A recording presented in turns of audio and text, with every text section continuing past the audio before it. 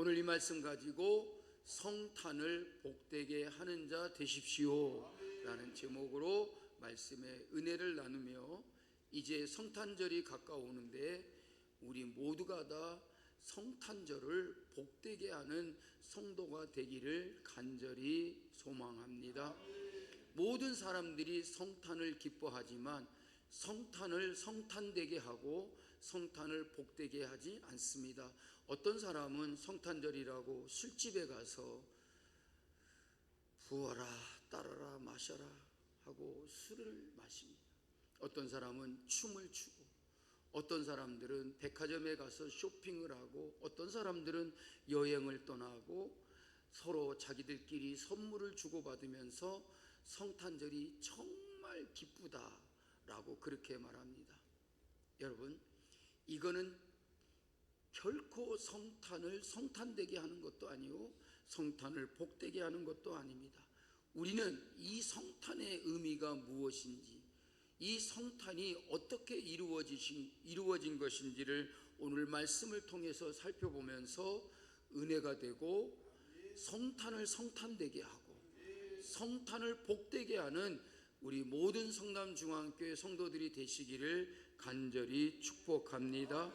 오늘 이 주일도 평안하시고 복된 날, 좋은 날, 행복한 날, 아멘 할 때까지 기쁜 날, 웃음이 피어나는 날, 내 마음에 기쁨이 가득한 날이 되시기를 주의 이름으로 축복합니다. 우리 옆 사람에게 이렇게 인사하겠습니다. 성도님은 하나님이 세상에서 보배와 같이 여기시는 분이십니다 라고 인사합니다.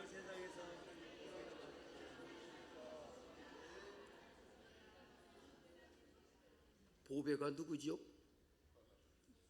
보배같이 여기 어떤 교회 가니까 박보배가 있더라고요. 그래서 보배처럼 여긴다고 하는구나. 그게 아니고요, 여러분들을 정말 귀한 보화와 같이, 보물과 같이 여기시는 하나님이신 줄 믿으시기 바랍니다. 죄송합니다. 촛불을 다 꺼버렸네. 오늘은 또다시 대강절 네 번째 주 이 보라색 촛불을 켜게 됩니다.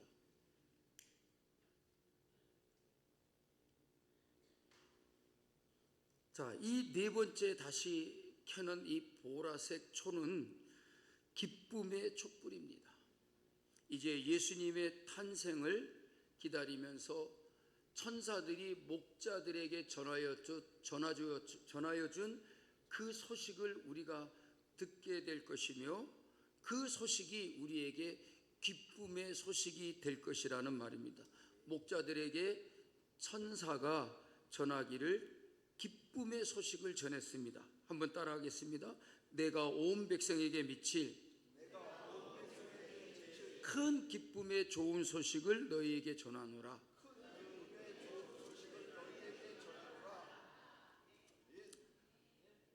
아침에 풀 드셨나요? 입이 딱 붙어가지고 안 떨어져가지고 온 백성들에게 미칠 큰 기쁨의 소식을 전한다 라고 이렇게 말합니다. 예수 그리스도의 오심은 고통과 슬픔에 쌓인 모든 인류에게 구세주를 만나게 되는 큰 기쁨이 되는 것이라는 말입니다. 오늘 또 예수님을 맞이하는 여러분들에게 이 성탄이 큰 기쁨이 되기를 주님의 이름으로 축복합니다.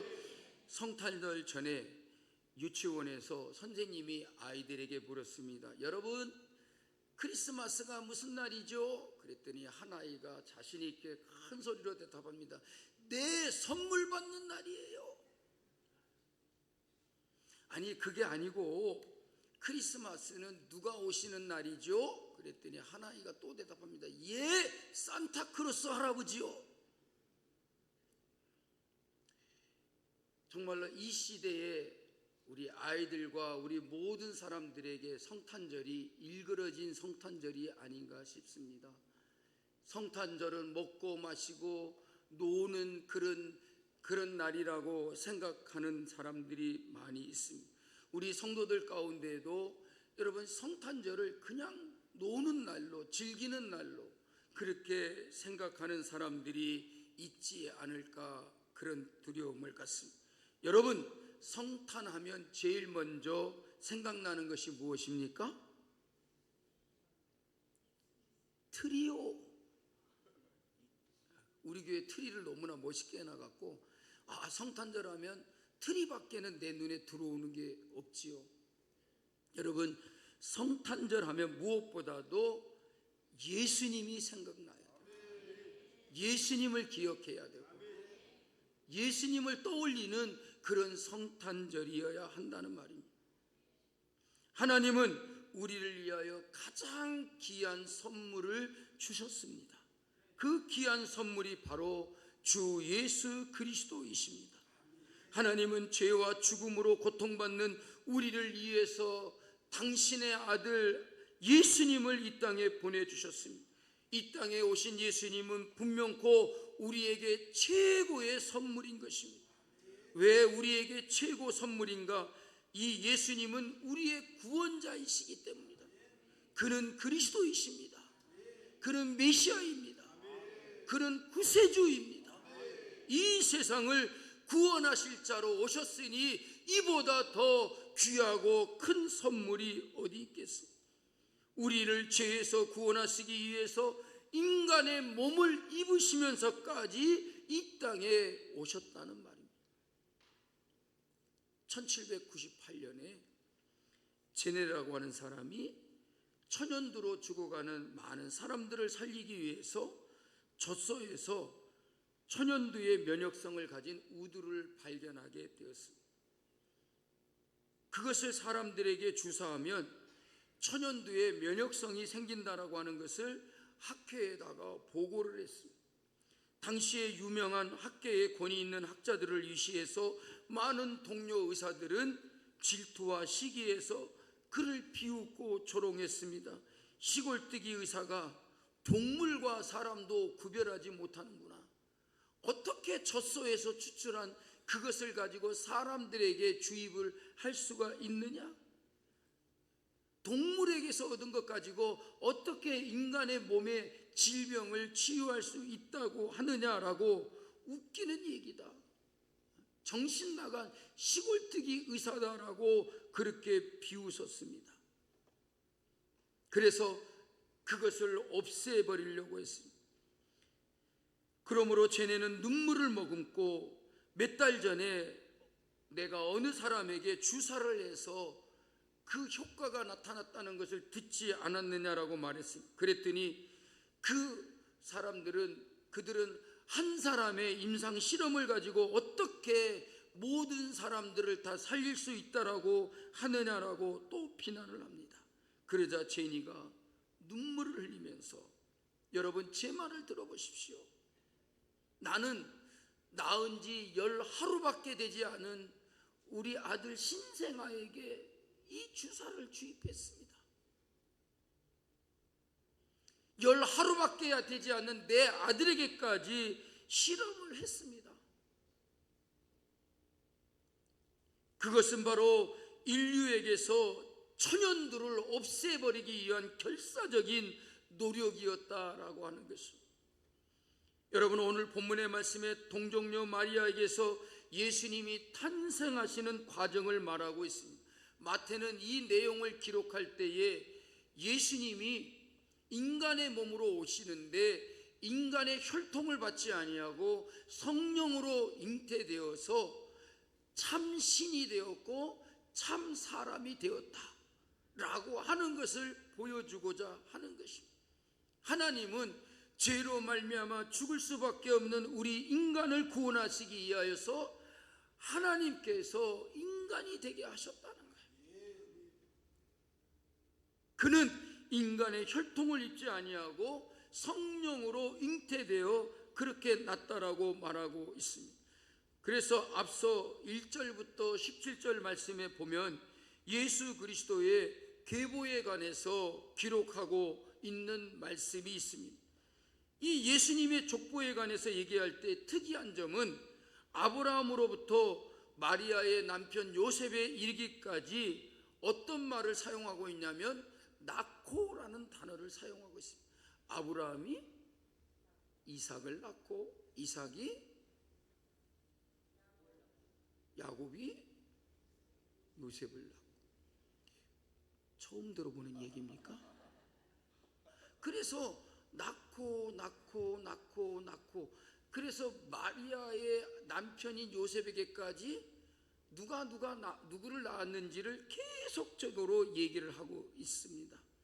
그런데 요셉과 예수님과의 관계에서는 이 낳고라는 말이 기록되지 않았다. 그러니까 요셉과 예수님의 관계는 요셉이 낳은 아들이 아니다는 거예요. 이는 예수님이 요셉과 마리아의 부부 사이에서 요셉의 혈통을 타고 수동적으로 태어난 것이 아닌 성령으로 잉태되어서 동정녀의 몸, 수처녀의 몸에서 예수님이 나셨다라고 하는 사실을 말하고자 하는 것입니다. 그래서 마태는 이 사실에 대하여 예수 그리스도의 나심은 이러하니라. 요셉이 마리아와 정혼하고, 아까 1부 예배 때 목사님은 띄워주시던데 2부 예배 때 계시는 분은 졸고 계십니까? 예수 그리스도의 나심은 이러한데, 그 나심이 어떠하냐면은 마리아가 요셉과 약혼을 하고서 동거하기 전에 그의 몸에 아기가 잉태되었다. 그러니까 분명코 요셉의 혈통을 타고서 예수님이 나신 것이 아니다라고 하는 것을 말하고자 하는 것이죠. 동정녀의 탄생을 분명하게 마태는 밝히고 있는 것입니다. 요셉에게 주의 사자가 꿈을 통해서 수태고지를 하였다라고 기록하고 있습니다. 마태는 요셉이 마리아의 잉태함을 인해서 고민하다가 주의 사자의 수태고지를 통해서 마리아가 결코 부정한 여인이 아니고 성령으로 잉태되었다는 사실을 알게 되고, 그가 혼인의 과정을 취소하지 않고 혼인을 하게 됨으로써 예수님께서 요셉과 혈통적 관계가 아닌 오직 신적 기원을 가지신 분이심을 명백하게 밝히고자 한 것이라는 말입니다. 그래서 그분은 인간의 혈통을 타고난 자가 아니라 바로 성령으로 잉태되어서 그의 기원은 신적 기원을 가지고 있다. 그래서 마태는 그 아들의 이름을 누구라고 하라 그랬냐면 임마누엘이라고 했어요. 임마누엘이라면 하나님이 우리와 함께 계시다. 하나님께서 사람이 되어 이 땅에 오시는 그 엄청난 사건을 가능하게 하기 위하여 하나님께서는 많은 사람들을 사용하고 계신다는 것입니다. 그 모든 어려움에도 불구하고 하나님께서는 분명하게 동정녀가 잉태하여 아들을 낳으리라, 결혼한 부부가 아닌 수처녀의 몸에서 메시아가 탄생할 것임을 구약의 선지자들을 통해서 예언을 했다는 것입니다. 그래서 선지자들이 메시아에 대해 계시를 받고 핍박과 환난과 고통 속에서 멀리 메시아의 나라를 바라보면서 메시아에 관한 예언을 하였더라는 말입니다. 여러분 생각해 보십시오. 이제 장차 나타날 메시아에 대해서 예언을 하는데 뭐라고 말하냐면 처녀가 잉태하여 아들을 낳을 것입니다. 미친 소리 하고 있네. 안 그렇겠어요, 여러분? 예수님이 탄생하신 그 시대가 아니고 이미 구약의 선지자들이 메시아를 이 땅에 보냈는데 뭐라고 예언을 하면 처녀가 잉태하여 아들을 낳을 것이다. 이 예언을 하고 있는 거예요. 그러면 여러분 일반적인 사람들이 생각할 때에 처녀가 잉태해서 무슨 애를 낳는다고? 정신 나간 소리 아니냐? 그 말을 어떻게 믿으라고 하느냐? 여러분 하지 않겠습니까? 그러니까 선지자들이 메시아에 대한 예언을 할 때에 그들이 전하는 메시지는 그야말로 사람들에게 비난을 받고 비난을 받을 뿐만 아니라 참으로 선지자들이 핍박을 받을 수밖에 없는 그런 메시지의 내용이었다는 것입니다. 그래서 선지자들이 그 모든 위험을 감수하고 그 모든 곤욕을 치르면서 메시아에 대해서 예언을 했는데, 처녀가 잉태하여 아들을 낳을 것이다 라고 그렇게 예언을 했더라는 말입니다. 그리고 또 한 사람, 마리아입니다. 동정녀의 몸을 빌어서 이 땅에 오셔야 하므로 처녀인 마리아의 헌신이 필요했다는 것입니다. 거기에는 대단한 고통이 따라오고 그것은 매우 어려운 일이었습니다. 그런데 누가복음 1장 38절 말씀에 가서 보면 마리아의 유명한 고백이 거기에 담겨 있음을 우리가 볼 수 있습니다. 따라서 하겠습니다. 주의 계집종이오니 말씀대로 이루어지리이다. 아멘. 여러분, 상상이 안 되는 일입니다. 내가 처녀인데 애를 갖는다고, 네가 잉태하여 아들을 낳을 것이다. 아멘, 할렐루야. 여러분, 이럴 처녀가 어디 있어요? 처녀가 어떻게 애를 가져요? 나는 처녀의 몸이다. 절대로 이런 일이 내게 있어서는 안 될 것입니다. 내가 왜 이런 고통을 감수해야 됩니까? 내가 만약에 아직 결혼하기 전이고 요셉과 약혼을 하였지만 동거하기 전이기 때문에, 함께 살기 전이기 때문에 내가 아이를 갖는다면 나를 불륜을 저지른 여자로 취급될 것이고, 나의 인생은 미혼모의 인생이 될 것이고, 저 여자 창녀야, 그런 말을 여러분 듣지 않겠습니까? 그러니 어떻게 이 일을 받아들이라고 할 수가 있느냐는 말이에요. 근데 여러분, 마리아가, 주의 사자가 그에게 나타나서 말씀하신 그 모든 말씀을 들으면서 이게 보통의 일이 아니다, 너무나 놀라운 사건이다라고 하는 것을 그가 깨닫고, 내가 이런 위험과 이런 모든 고통을 감수하고서라도 이 아이를 낳아야 된다라고 하는 사실에 대해서 하나님이 말씀하셨으니, 마리아가 뭐라고 말합니까? 말씀대로 이루어지이다. 그 모든 것을 받아들이고 자기가 겪어야 될 그 모든 고통과 모든 고난을 감수하겠다는 거죠. 왜? 나는 주의 여종이오니. 종이라고 말하고 있습니다. 종. 하나님이 하라고 하시면 나는 주의 계집종이오니 그 말씀을 따르겠습니다.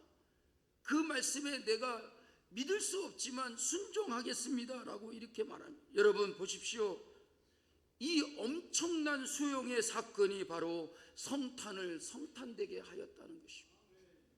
성탄은 여러분 그냥 평범한 사건이 아닙니다. 이런 고통과 이런 고난을 감수하고 그것을 하나님의 말씀대로 이루어지도록 받아들였던 그런 사건이었다는 말입니다. 이것은 현재의 희생이나 하나의 생명을 바친다라고 하는 정도의 이야기가 아닙니다. 이제 앞으로 다가올 많은 문제, 그 복잡하고 풀리지 않을 답답한 문제를 끌어안는 것이다라고 말합니다. 바로 이 마리아의 헌신을 통해서 임마누엘이 가능하게 된 것이다. 하나님이 우리와 함께 계시다라고 하는 것을 분명히 마리아의 잉태와 예수님의 탄생을 통해서 우리에게 보여준 사건이라는 것입니다. 그런데 여러분, 우리는 이 마리아의 헌신과 희생에 대해서 생각을 합니다마는 우리가 잊어버리고 지나가는 것이 한 가지 있습니다. 그것은 요셉에 대한 헌신과 믿음의 이야기입니다.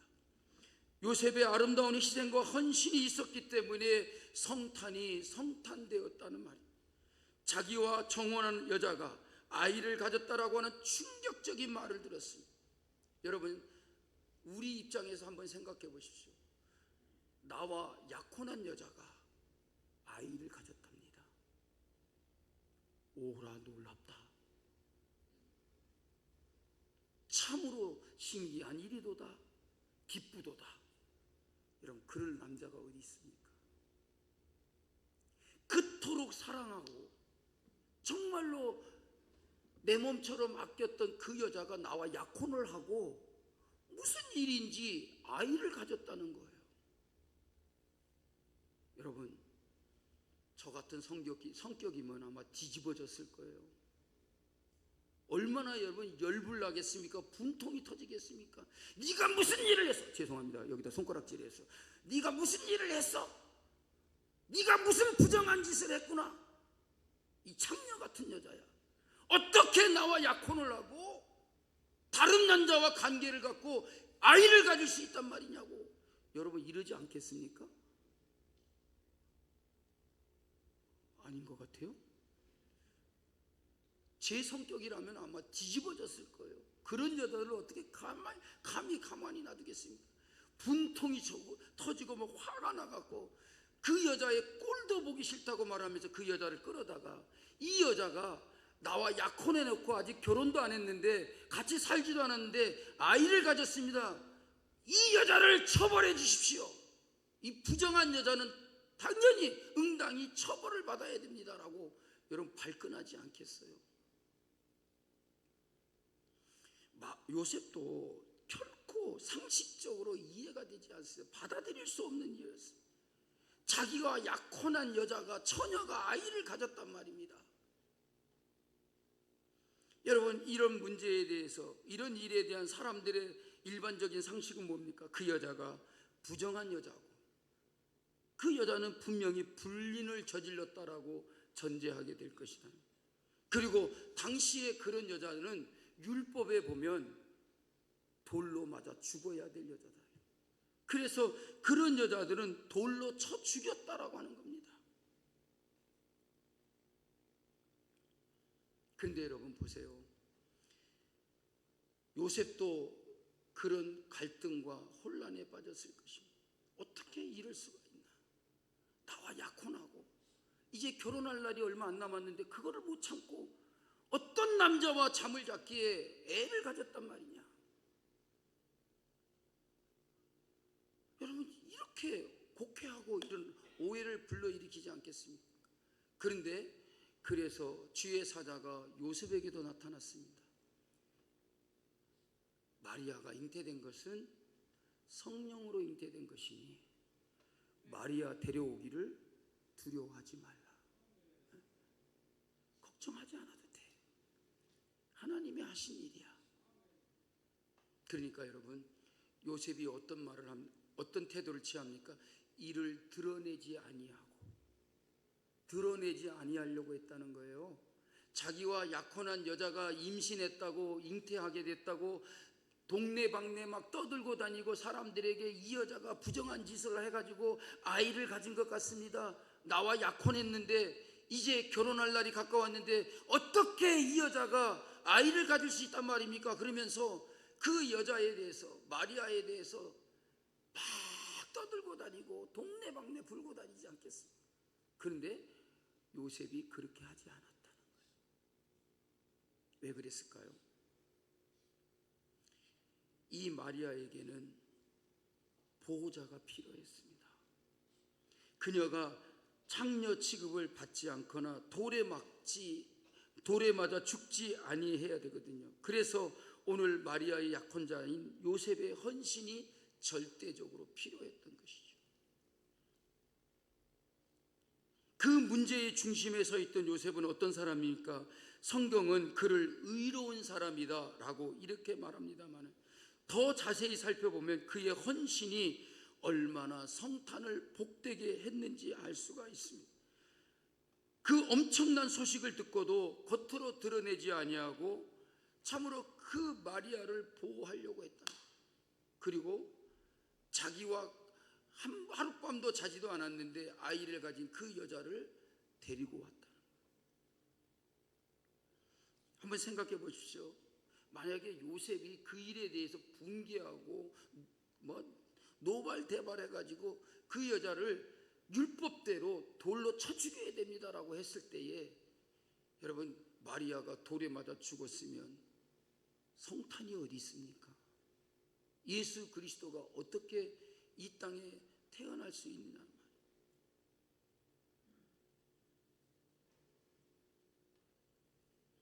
눈이 뒤집힐 만한 이야기고 그야말로 마른 하늘의 날벼락과 같은 그런 이야기를 들을 때에 요셉은 그 모든 것을 감수하고 감내하고 마리아를 데려다가 자기 아내로 삼았다는 거예요.